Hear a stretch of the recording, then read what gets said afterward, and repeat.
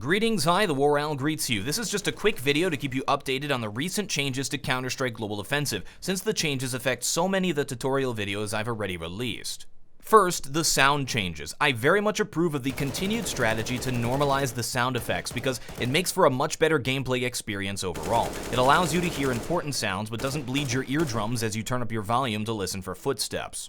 There are people calling for hitbox and hit registration fixes and mocking the sound changes, and it's not very productive.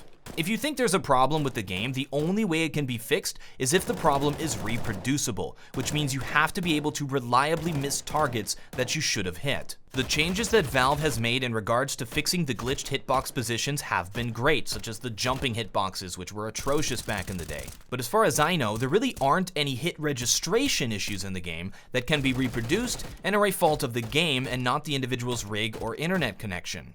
The next change is the important one, the jumping accuracy. Previously, as shown in my Jump Scout tutorial, which is now obsolete, proving once again that I have the worst timing of all time, inaccuracy was increased during the act of jumping, meaning you could get an accurate shot on the way down, even with weapons like the AK-47 or the AWP.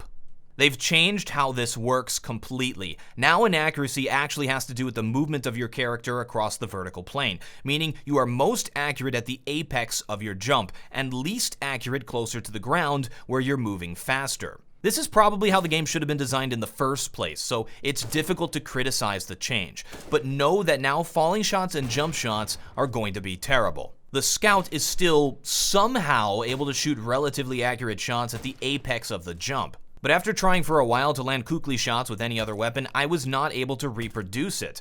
Other weapons proved problematic. So jump scouting is still possible, just not as easy. You have to shoot at the instantaneous moment where you are neither falling nor rising. You are floating.